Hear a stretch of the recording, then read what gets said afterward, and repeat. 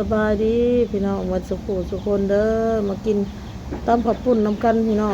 บาเต้เป็นตำผักปุ่นมาอยากกินอยู่พี่น้องเป็นตาสีสื่นสีสว่างนะตำแบบเผ็ดสมหวานนัวเบิ่งเอาโตอะไรพวกลงเสือซ่อนสองโตพี่น้อง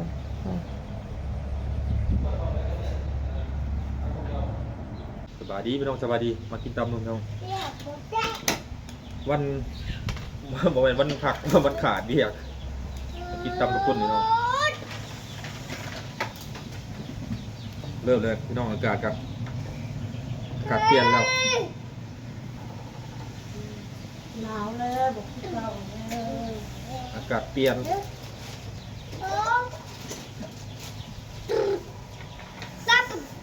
อย่าโน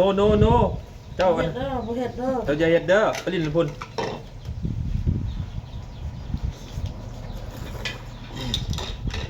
สบายดีพี่น้อง เดือดจัง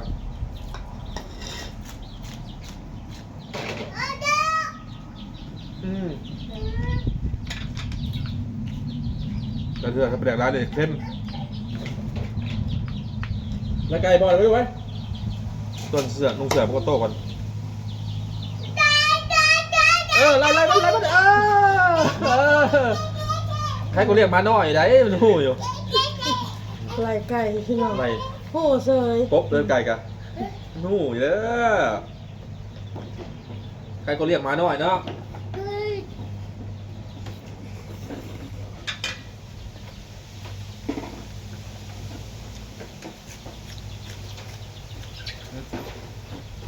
จ้างเลย จำพี่จำเลยจำมันจะลุก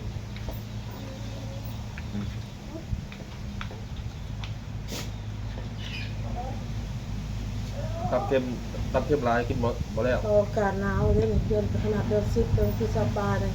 เจ้าฮอดเดือน11เดือน12เดือน1เดือน2เดือน3ผลชีวิตทั้งหลายเดือนอยู่เลยพี่น้อง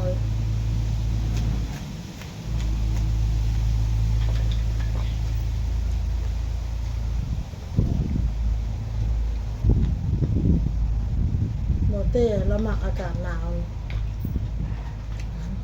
คนหมักอากาศร้อนพี่น้อง ก่อนมันจะว่าเปลืองหลายอย่าง คนบ่ค่อยเจ็บค่อยเป็น เป็นเพียกกับบ่เมื่อยไว้บ่มีกินพี่น้องเลยย่ามอดเลยเพียกส่งเครื่องส่งท้องนี่เมื่อกระโตพี่น้องบางทีก็อาบน้ำในบริษัทเลยไว้เพราะหัวควันเลยเต้งเป็นยังแบบไวว่ะเพราะอันนั้นเด้เขาส่งเครื่องส่งท้องเหมือน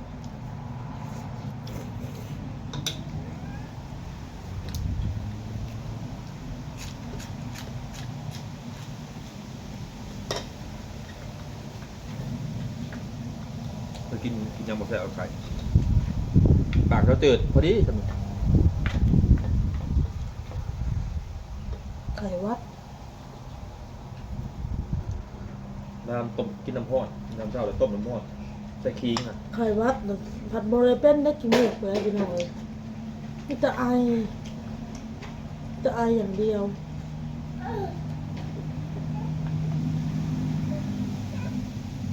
ไข้หวัดปัดก่อมันนี่อ้นน่ะรู้สึกว่าตัวเองน่ะสิเป็นไข้รู้สึกแบบมันช่วงกระต้นกระโตเนาะ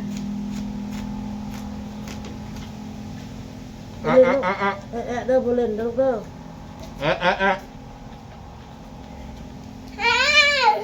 ทุกปีจะเป็นยังไง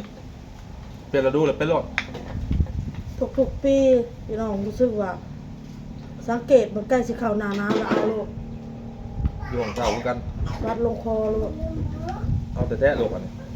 แบบทั้งขวบทั้งงามันแล้วก็เป็นเสียงกระแหบทำได้บัดนี้ ถ้าแต่แนวหนึ่งยาก เฮาก็บ่ได้อยากเป็นดอก ฮะทางกายเหนื่อยเป็นเอาตีเงินคำทางบ่เฮ็ด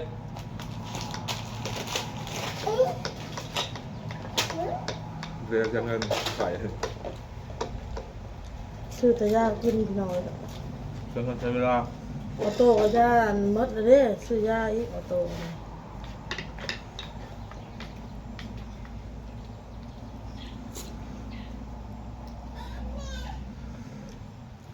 ยากระโลกกับยาตอนเชื่อหมดล่ะ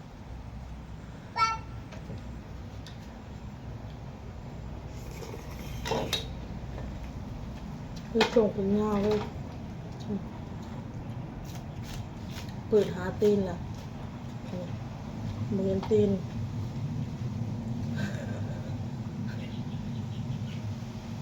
มาแม่เห็นหายมาลุงมา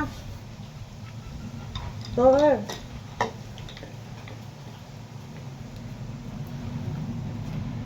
เอาเงินหน่อยนะ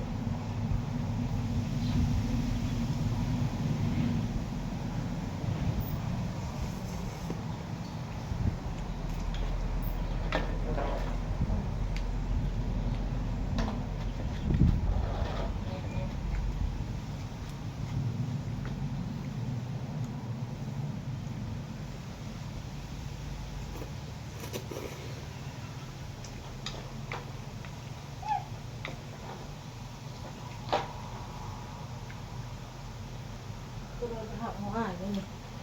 เริ่มนั่นแหละ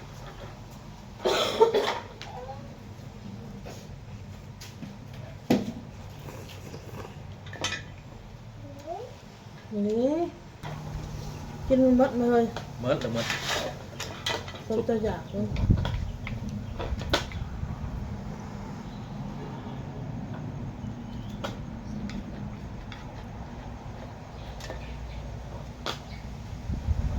ส่วนมากก็สิมีแต่คลิปกินถ่ายเบิ่งพี่น้อยมาถ่ายคลิปกินก็สิถ่ายอย่างเราคลิปเห็ดทันเห็ดนี่ก็เห็ดแล้วเมื่อเลยได้สักตอนเราเห็ดผักเราก็ไปถ่ายให้เบิ่ง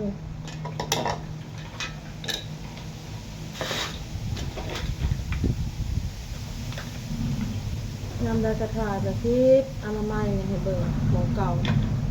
ยังบ้านนี่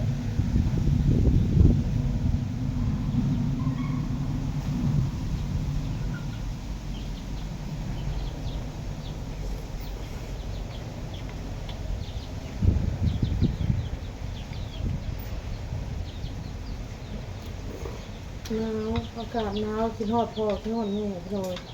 กินฮอดบ้านอยู่พุ่นแห้งสิหนาวเด็กๆก็เป็นหวัดเป็นไอคือกันเลยพี่น้องเลยเท่าโตกนางใบบุญน่ะต้องหาไม่พี่นี่สิบอกเจ้าสิคิดงานเรื่องน้องเรื่องนี่คิดเรื่องครอบครัวเจ้าคิดเรื่องเจ้ามันบ่แม่นพี่น้องเลยบางทีเขาโทรเขาก็บ่ได้ตั้งใจเขาโทรไปหาแม่โทรไปเล่นน้ำแม่โทรไปหาถามข่าวแม่ถามข่าวลูกร้านไปสิแม่ก็เว้าหันเว้านี่ให้พังไปสินะลูกเรื่องเต้าเรื่องร้านนั่นไปสิเขาก็คิดแล้วมันเขาก็อึดไปหน่อยแต่จริงเขากับประเดี๋ยวนั่นดอกประเดี๋ยวคิดดอก โตไปโต เพ ไป ราะว่าที่เขาคิดเขาก็ย้อนอีต้นพ่ออีต้นแม่เนี่ยเขาก็เลยคิดนำไปหน่อยแต่พ่อแม่เป็นจมเป็นว่าวเนาะก็คิดน้ำเพิ่นมันเนี่ยคิดอีต้นพ่ออีต้นแม่คิดแหละ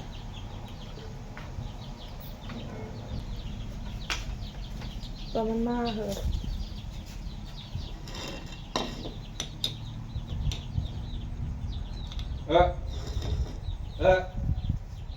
เห็นยัง มาเก็บนมมันเก่ามากินได้ไหมลูก บ่คิดมันก็พอคิดแต่พี่น้องเด้อมันเป็นเรื่องในครอบครัวเนาะเรื่องพี่เรื่องน้องนั่นแหละ พยายามอันนี้เพื่อนพยายามบวกขิดแห้งเขียดควบคุมมาได้แนวขิด นั่นแหละ เอาพยายามว่าแบบนั้นต้องขิดปล่อยไปเองเมื่อกี้จะมาแล้วเด้อ หลายวันเลยมันมันอยู่ไหนอ่ะ หน่อไม้ก็ออกมาเรื่อยๆแล้วหน่อไม้เอาเนาะ